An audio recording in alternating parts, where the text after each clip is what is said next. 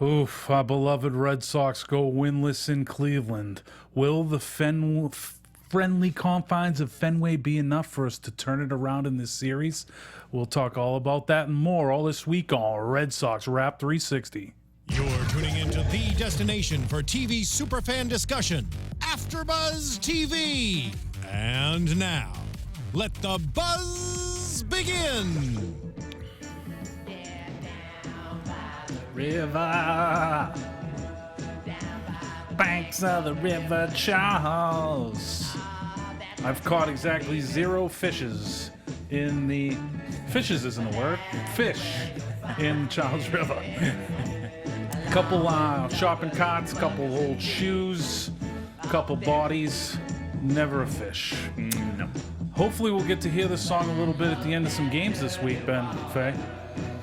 Yeah, well, I mean, we were hoping to see one today, and We didn't. What are you going to do? Gang, thanks for joining us. Alongside Ben Fay, I am Mike Conley. This is another edition of Red Sox Wrap 360, our weekly rudderless discussion on all things Red Sox. If you wanted to join said discussion, there's a few different ways you can do that, right, Ben? That's right. You can hit us up on the YouTube live chat, where the beautiful Laura is going to be answering all your questions, feeding your comments and concerns or questions to us, and we'll talk about it right here on the show. Or you can hit me up at my Twitter at BennyFrickinJam, and we'll try to bring it onto the show. I think we have a few fans that have told me they're going to be logging in for this week's I love that show, so I'm really psyched. Hopefully they can join us in the live chat in there on the old YouTube. And hopefully they can talk us off the ledge a little bit. You know, I find myself with the Red Sox going 0-2 in Cleveland, I'm kind of like lapsing back into my pre-04 self, you know, and I don't like that. You know, he's a very pessimistic guy. Don't despair, Mike. We have our new ace, Clay Buckles, on the mound for Game 3. Old Clay, baby. A guy that has been much lamented. We wanted to ship out of town back in July, but it's been okay as of late. Actually had a 2.63 ERA in his final 7 starts of the year. So I'm kind of hanging my hat on that, even though he's never registered a decision in the postseason. Yeah, and I think the one thing that worries me the most is the pressure of the situations. I feel like sometimes get the buckle. So let's hope that there is no pressure. That's not a good trait to have. Definitely not. Pinning our hopes of, you know, extending Big Poppy's career a little bit longer. Oh, my. Woof. Ben's not exactly talking me off that ledge with stuff like that. So hopefully you guys will chime in and, you know, help me in that regard. It got kind of started off on a bad foot. Game 1, Thursday night. Your boy Cy Porcello got rocked for 3 home runs in like 4 batters. Yeah, it was rough. I mean,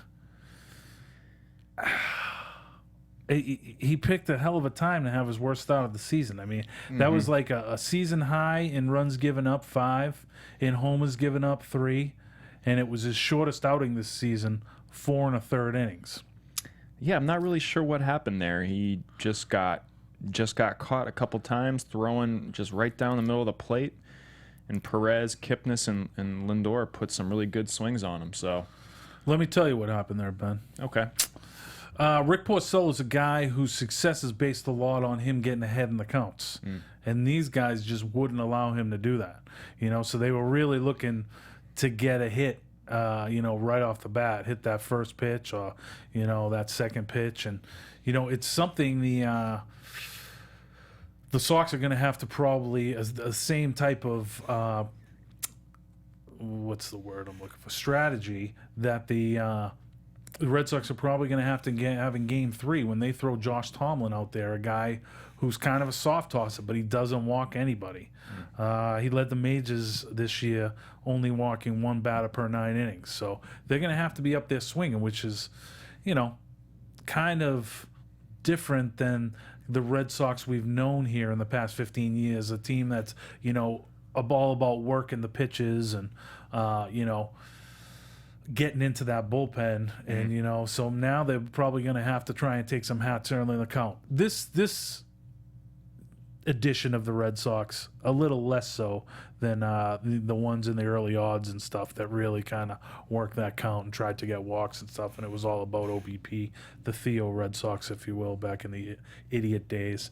But this team that we have come to just assume that the bats were always going to be there, the bats have gotten cold.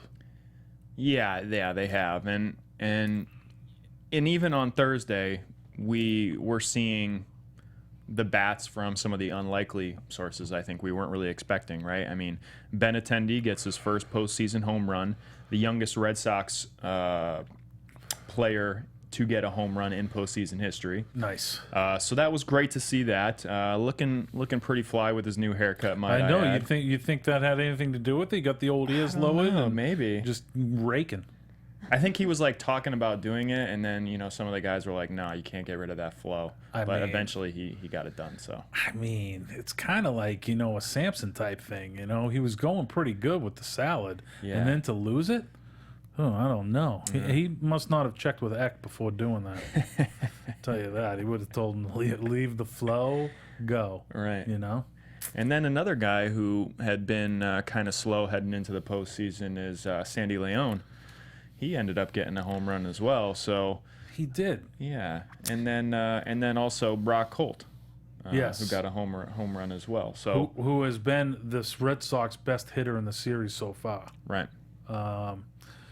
Just as far as like, some of the young guys seem like they're just putting too much pressure on them, on themselves, especially like Betts and Bogarts and Bradley. And like Bogarts and Bradley, they haven't really hit for the last month of the season, so I somewhat expected that. But Betts and Cal Ripken kind of mentioned it in game one a little bit about Betts and Bogarts.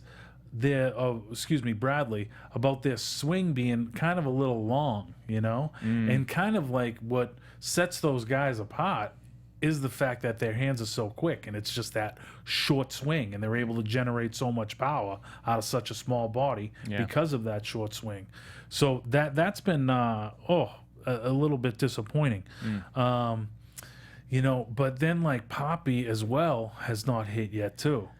And he did get he did leg out that double. He did, which was props to him on that. He looked like he was flying for Ortiz's standards around the bag, and literally just barely got in time. But overall, not the guys that you were expecting to generate the majority of the offense here. Yeah, I heard that according to StatCast, I believe that was 9.81 seconds that he got on it, and that was his fastest to second on a double all season. As soon as he saw that it was going for the gap, he knew right away that he was going to try to stretch it for a double. He just put his head down and went for it. So. Yeah. I mean, that guy, he's a big boy, but so it's a little tough.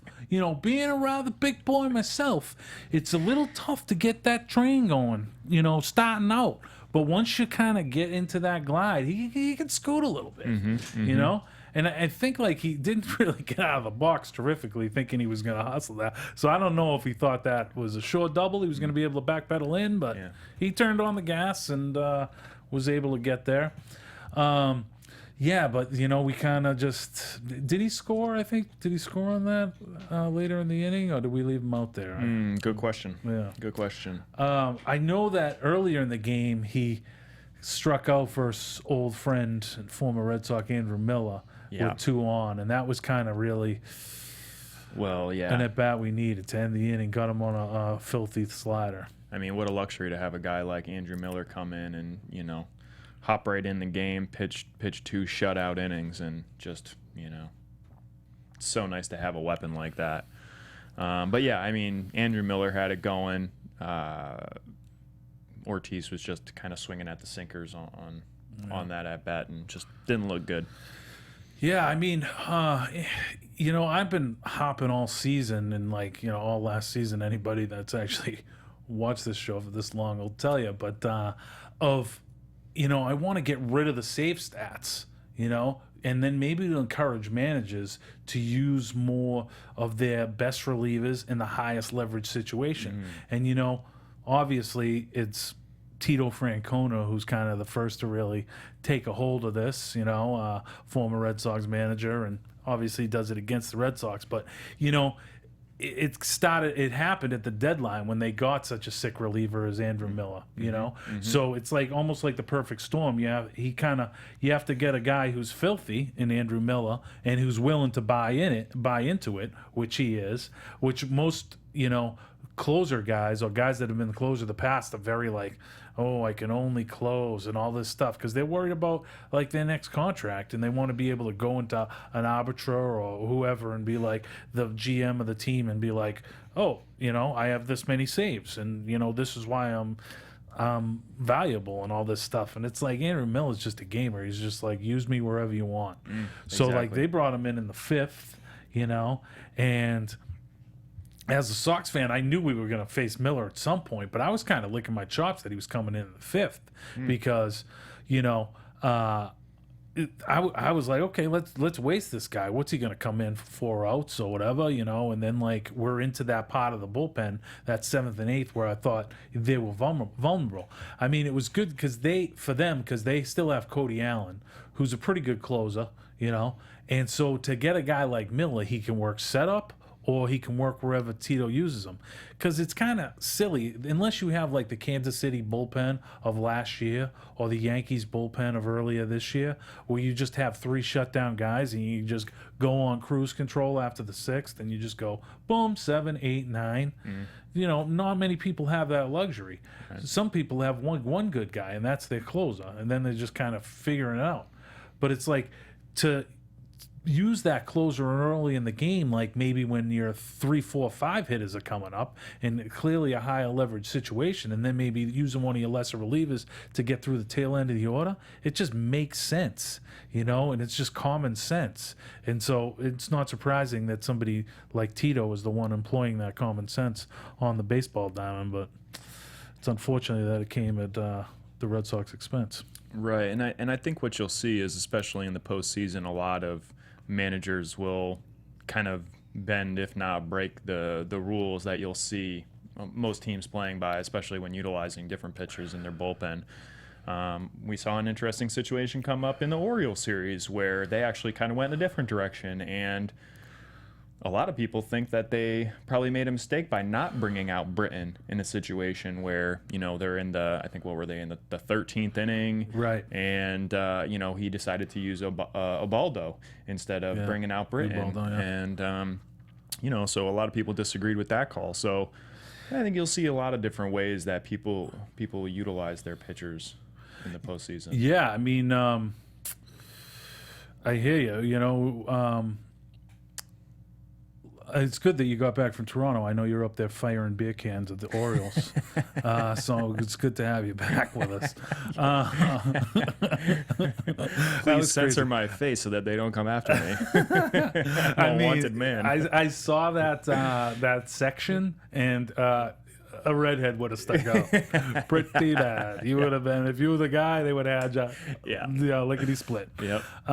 That was interesting because he was kind of playing with fire throughout that game, like not bringing him in. He was like, the best reliever in the game, and I can kind of understand it in his defense. Ubaldo has been lights out for them the past 3 weeks of the season. Yep. But once he put runners on and got to first and third and he came out, I was like, oh, he's making the switch. Right. And he didn't. He just talked to him and then left, and I was like, that's a mistake. Yeah. Because not only can Britton strike dudes out when he needs to, he can also get that ground ball, and a ground ball in that situation, gets him out of the inning and goes ahead. It's kind of crazy. Right. And then Toronto. Let me ask you about the wild card. What do you think about that 1-game wild card? Are you a fan of it, or? Well, man, I don't know. The 1 game is just so quick, right? So it's those 2 teams are battling it out for pretty much the last third of the season. It felt like to try to get that wild card spot, and then it's just 1 game and over. It's a little anticlimactic. I feel like. I mean, the reason that I kind of liked it is that it makes winning the division kind of count again. because you have to win the division to like go right into a series situation, Right. And then if you are because like in the past it's like, oh, this wild card team that doesn't win their division is all of a sudden in a series, like they've just got the same basically scenario as somebody that won their division. But on the Dodgers show, Josh kind of brought up a good point that he thought it's like kind of an advantage for the wild card teams to kind of get out there and get the bats going and see live pitching and like so. I guess it's kind of good for the winner of the wild card and terrible for the loser. Well, and I was just gonna say, you also don't want to run into the situation where the division winner is sitting there kind of twiddling their thumbs waiting for the wild card teams to figure out who's going to play them, right? Because then that kind of works against them. They kind of get out of their regular flow, their daily rhythm, and then all of a sudden it goes from getting a couple days extra rest to all their batters are out of sync and that type of thing. So I think you're probably right. I mean, it works both ways. Yeah. It's too bad. Like I really kind of thought this might come back to bite the Red Sox, and we talked about it on last week's program about them finishing the year kind of so sloppily, losing 5 out of their last 6, and like not pushing Cleveland. Like if they win that last game, then Cleveland has to play the makeup game on Monday, have to win that in order to get home field for this series. And in that situation, their starting pitching is already banged up with Carrasco and Salazar on the shelf, and then they probably have to use Bauer in that situation and burn him in that so he doesn't get to pitch game 1. And when they took Bauer out, I was kind of excited because like he pitched 4 2/3 innings, but he had a filthy curveball going that day, and I was like, oh, you're going to Millen now, you're going to burn him now. And I was kind of licking my chops that I thought we could hit the Shaws of the world or the Oteros that they'd have to bring in to bridge what I thought was going to be a bigger gap. But with Miller going 2 innings and then Cody Allen going 5 outs, it's like, they only really needed Shaw to come in for a little bit. Yep. And they almost got to him. They had that threat, but Allen came and like kind of put out the fire in that one, and it was too bad to see. We only lost that game by 1 run, and I want to bring you back to one of the plays that happened when Brock Holt ended up trying to stretch that, what was it, the double into a... I think he tried to take 3 bases on that. Well, he tried to score on somebody else. He tried to score. Yeah, is that what you're talking about? Yeah, and it was originally called safe. And then they overturned it. Yeah. I agree with it. It's 2 outs. It's like you got to try and take the chance, and it was like kind of a perfect relay in order to get him. Yeah. Just like that. It's like it's unfortunate that happened, I think, in the first inning. Yeah. And it came back and they lose by 1. And it's like that's what you think in playoff baseball when something like that happens. It's like, oh, that's going to come back and bite us. Yeah. And sure enough, it did. But on the flip side, there were a lot of good defensive plays that were made in that game to kind of save runs.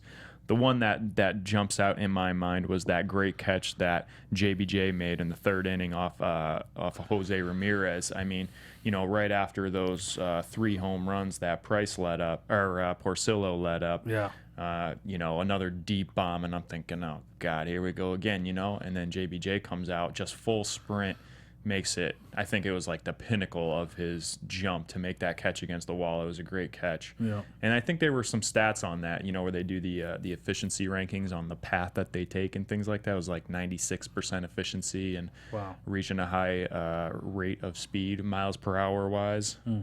So, I mean, anyways, great play by him to save probably a run on that play as well. Yeah, and I was kind of talking earlier about how it's not surprising me that Xander and JBJ have started out kind of so slow in this because, like I said, they haven't really hit in the past, month of the season. It's very discouraging with Xander in that time because, he would have a night where, he'd get a couple hits and you're like, okay, he's busting out of it. And then he'd throw up, a 2 for 12 stretch or a 0 for 8 stretch, and it was just like, oof, this guy's having, a bad spell at the wrong time. And now it seems like all those bats that have kind of been hot for most of the season are getting colds at the wrong time. It's pretty sad. And JBJ especially, you know, so they leave Xander and JBJ in there because, you know, as far as up the middle goes, you defense first in those scenarios. No, and you know, Dabrowski preaches that all the time, and you know that's the way it should be, anyways. But one thing with JBJ is I love his arm as a center fielder, and that's one of the good things about him and what makes him a good defender. But he's got to like ease up on the velocity of his throws because his throws lately are not that accurate, and they're going like a quarter of the ways up the first baseline. You know, he's just gotta like, you know, chill. And it's like almost like, I don't know if he's trying to go for style points where he's like always kind of coming in with his momentum and then like diving and like throwing, you know, and it's like come in under control if you need to make an accurate throw, because it doesn't matter if you're throwing at 97 miles an hour if it's, you know, 10 feet up the first baseline. You know, Sandy Leone, you know, unless he's Plastic Man, isn't going to be able to make that tag. You know? Right. So, well, and you know, heads up play by Sandy on one of those throws. I'm not sure if it was from JBJ or Brock Holt, but it was that Chisenhall single, and you know, they threw it home to Leone, and Leone kind of looked up, threw to second base, got Chisenhall out after the review. Right. So you know, heads up play by Sandy there, but again, you know, I think it wasn't a great throw. So yeah, that was interesting. 2 overturned calls, right? One for either team in the first inning. You know, and it's like they talked a little bit about it on the TBS telecast, and I kind of agree with Ernie Johnson on that one.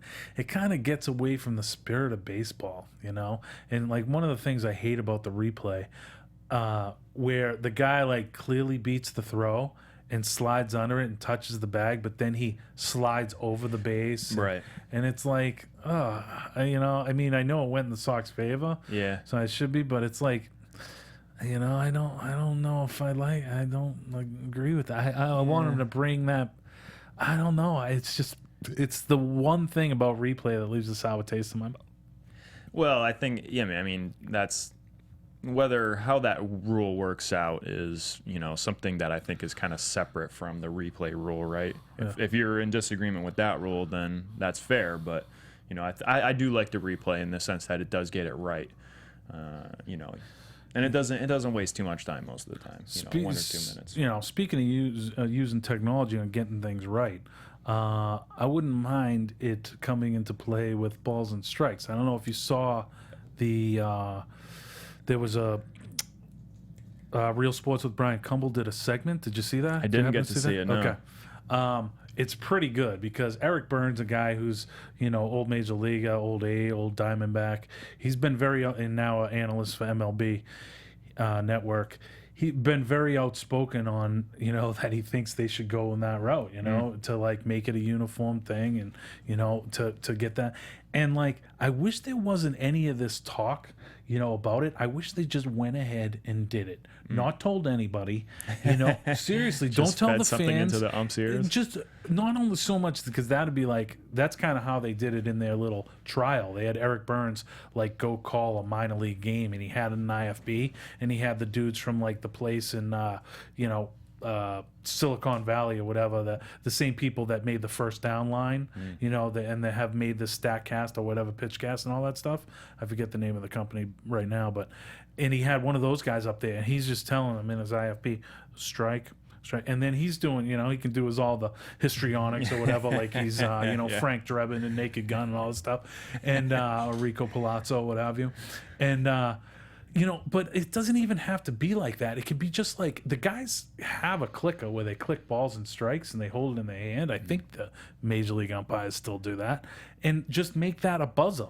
And it buzzes when it's a strike. The dude buzzes you, and then, okay, you call a strike. And nobody has to be any the wiser. They could just think overnight these umpires got dynamite at calling balls and strikes. But they broke it down. They had some dude from Yale, like, take the stats of, like, around the zone, like fringes, like 2 inches on either side of the zone.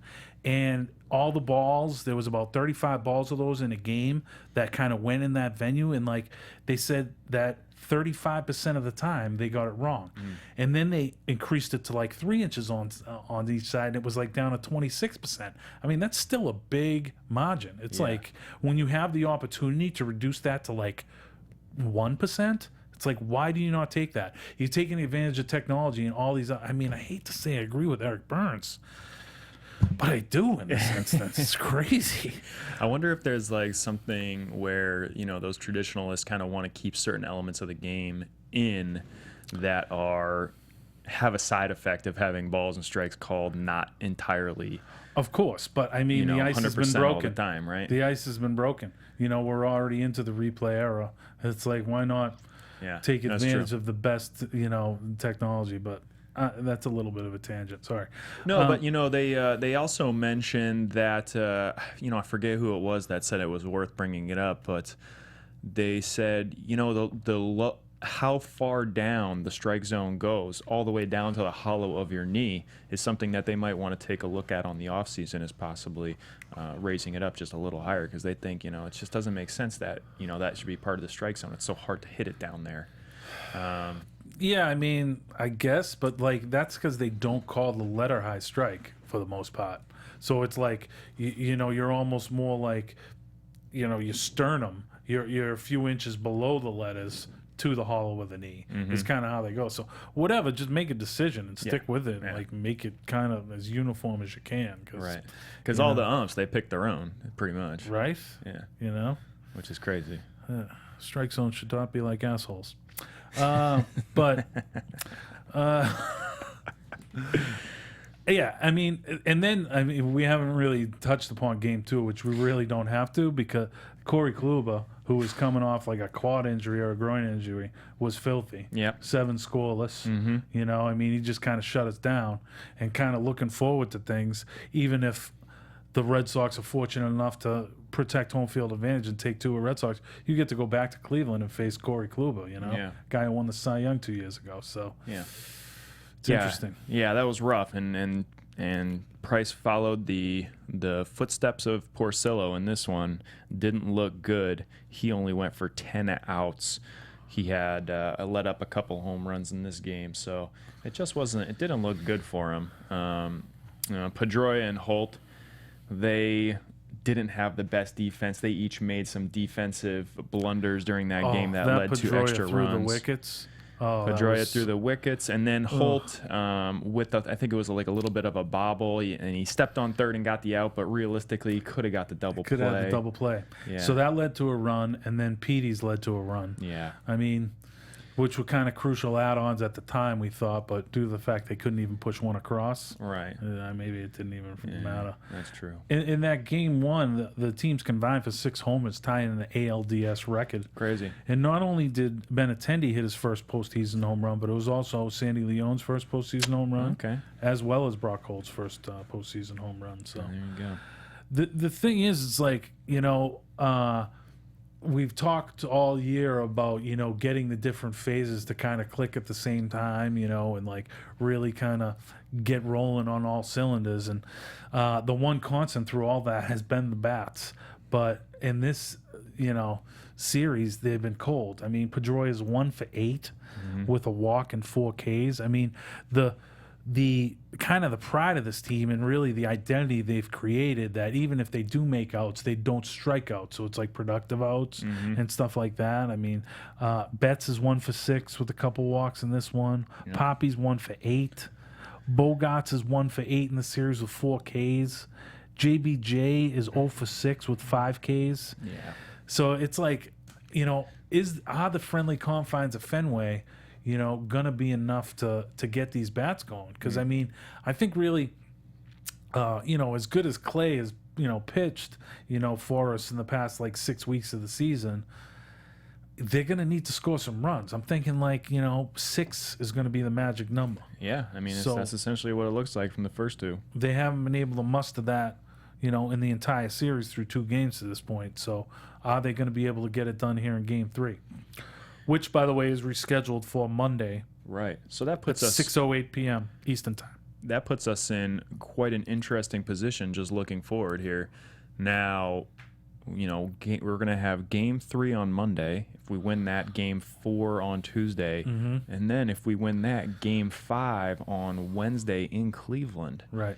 Now, I've read So a we're lot gonna of have to get some opinions on length. this. I mean, Because I think that from a Red Sox point of view, I think a lot of folks think that this is actually puts us in a better position to go ahead and sweep.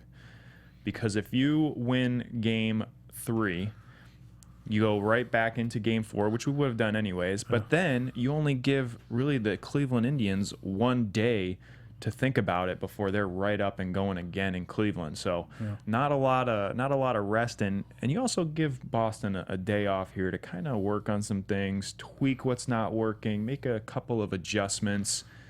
I think this could end up helping us a little bit. I hope so, because I mean, after in Game 2, Kluber's solid effort, and them not having to use a Miller and an Allen in that situation, plus the rain out today, those guys are fresh as daisies going into Game 3. Yeah. So, even if Tomlin can only give him the same 4 2/3 that Power get, we've already seen that Tito has no problem going in there and getting Miller for 2 innings, and he's tough to hit. Personally, I think we can get after Allen. If he has to go over an inning again, I think that's going to work in the Sox favor. And the Shaw kid, I didn't realize he threw as hard as he did, but I think we can hit him. But the Red Sox just have to starting to take better at bats in there. They're like too panicked and like rushing, and I hope Poppy's like having a clubhouse discussion and setting the boys straight to relax a little bit. I think one of the things that drove me crazy, and I think I texted you this during the game, is just watching Bogarts check swing so many times. It just drives me crazy. I don't understand it. I don't understand why he feels the need to check swing so many times. If you're gonna swing, put a swing on it. If you're not, don't. Well, that's the thing. When some of these guys are bringing gas, if you get guys in there that are coming with 96, 97 mile an hour gas, it's like you got to kind of get that body moving pretty early. Yeah. And kind of, get that swing going pretty early. And then if it's garbage, check it. As opposed to just because, it's very fast. Yeah. Then. Yeah. Very fast. But still, you just got to, I feel like you got to make your mind up. Before the go pitch. for it. Go for it if you're gonna swing. And you're like, if you check swing and you don't check it, then what good is that anyways? You're probably not gonna hit it. Unless you're Mookie Betts, then you're gonna hit it. Yeah. If he goes back to having quick hands, of course. Yeah. I'd like to see Xander, really get up there and stop looking for a fastball to hit right off the bat, and kind of look dead red. Look for his quadrant, middle in to middle down, and just. Lock in on that and put a good swing on that first pitch. That'll be good to see. But oh man, it could be a very real situation that Sunday will be our last show of the season, and I hope that's not the case. Yeah. Well, then that would be really stinky or you mean Monday? Oh, next Sunday. Sunday. Yeah, that would stink because then we would just be waiting around for 5 days just to get on here and talk about that one game. Yeah. That would be awful. Terrible. I think they'll stretch it out to 5. I'm pretty confident we can win 2 here at Fenway, and then we'll see what happens. Look, if anybody can do it, it's the Boston Red Sox, right? That's true. Because this is what we do. Of the 37 teams to fall behind 0-2 in the 2-2-1 format, only 4 have come back to win the series, and only 2 with a Game 5 on the road. The Boston Red Sox of 0-3 over the A's. I was in attendance. I went up to Oakland for Games 1 and Game 2, 2 losses. Went to one of my favorite bars in San Francisco afterwards, Shanghai Kelly's, drank with some local Boston sports guys and my boy Anthony, and they were like, and we had, we just rounded our sorrows and had a fun time. And so they were like, hey, if they win 2, you got to come back up for Game 5. And so in a drunken stupor, I was like, yeah, okay, no problem. I agree. I'll make that 6.5-hour trek to come up. Yes. And sure enough, me and Anthony, 5 days later, were up there, and we brought home the win. So that was great. How much were tickets? Oh boy, I don't remember, dude. I was a little foggy, but I mean, like more than $5 or $10. yeah, I think it was probably more than Really? the 50 range. Did they open up the top deck? I mean, sit up in the nosebleeds, Mount Davis, $1 hot dog. Yeah, they probably didn't have them open. And then the 99 Sox versus the Indians. Certainly not even the same owners own the teams in this instance, but that was the one where Pedro had the bum shoulder and he came in out of relief and threw the 6 no-hit innings. We don't have Pedro anymore. No. Unfortunately. No. But maybe JBJ, maybe Josh Tomlin is the just the elixir he needs to get going in his career. He's 3 for 7 off Tomlin with a bomb. So we'll have to see. The one good thing that for the first 2 games is the bullpen looked pretty good. They're kind of doing their thing. So hopefully that can continue. We can get the bats going, and we can get a pretty good starting effort. Because, like you say, with playing 3 games in 3 days, one of these starters is going to have to give us, a quality outing where they kind of go deep. What do you think? I mean, say Buchholz wins tomorrow, Game 4. Is it they're gonna stick with Eduardo Rodriguez in that, or will they come back with Porcello? Or?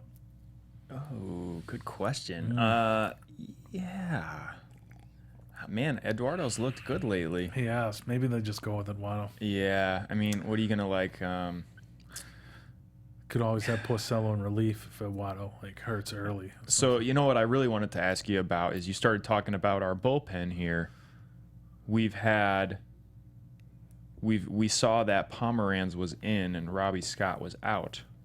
What did you think about that? Because I know you were kind of riding on the coattails of Robbie Scott for a while in the postseason. You really thought he was the guy to help us down the stretch. And yeah, I was. I mean, it was just about getting a good lefty in there that wasn't a bad. So, right. Right. I didn't even mean that to sound like that, but no. I like Robbie Ross, and then another. I kind of overlooked Pomeranz in that instance. I thought he could be still in the mix to go as a starter, but I don't mind that. He looked okay when he came in, and that's fine too. Maybe it's too big a stage for a Robbie S, but I like what I've seen of that kid. He'll definitely be in the mix in 2017 in that bullpen. Yeah.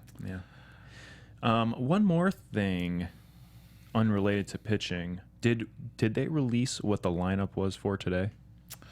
They did. They released what it was going to be? Yeah. Did they have JBJ in the 9th spot? They did. They did. Which I like that. I do. I like Benintendi up there. It's interesting where I just said with the Tomlin stats, if they don't kind of switch that around, but he hasn't looked good in the box here for the last 3 or 4 weeks. JBJ from the 9 hole this season, 341.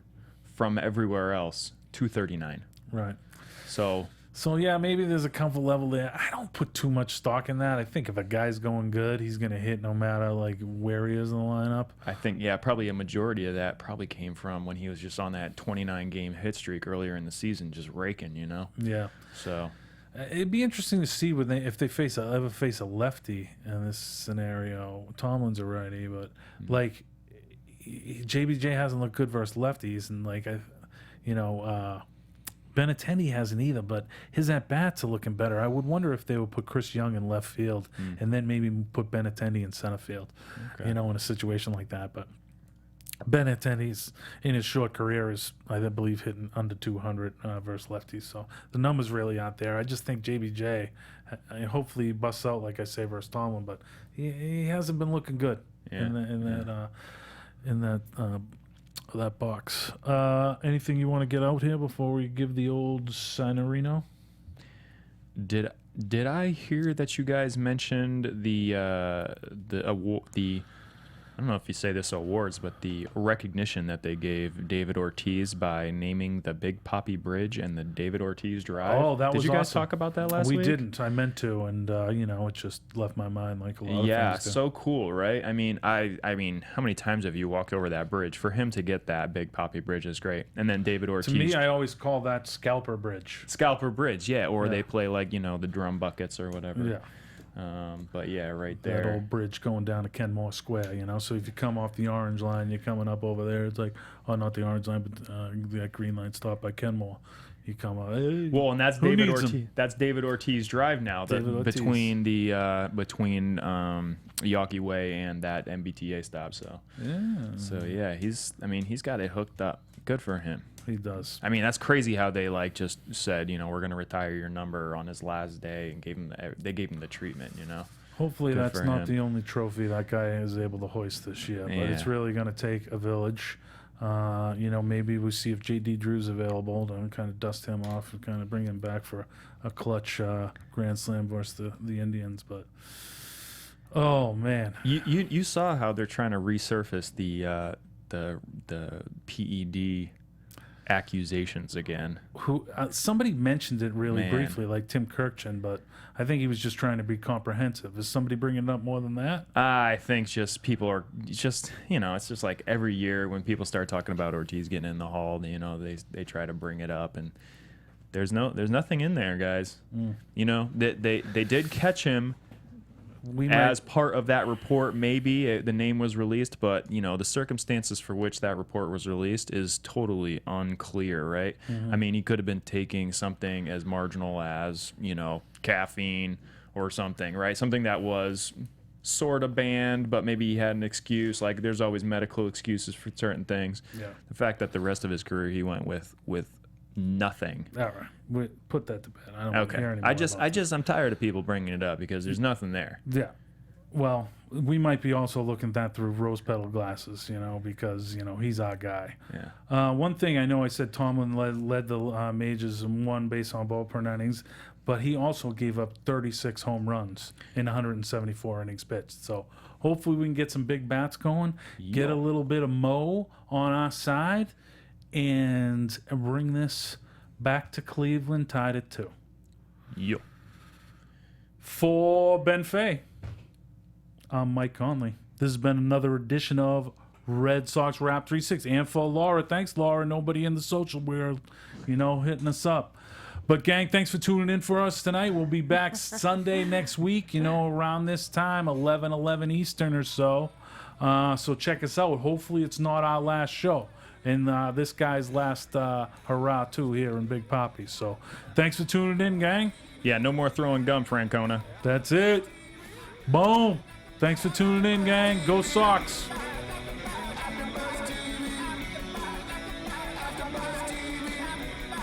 From executive producers Maria Menounos, Kevin Undergaro, Phil Svitek, and the entire AfterBuzz TV staff, we would like to thank you for listening to the AfterBuzz TV network. To watch or listen to other after shows and post comments or questions, be sure to visit AfterBuzzTV.com. I'm Sir Richard Wentworth, and this has been a presentation of AfterBuzz TV. Buzz you later.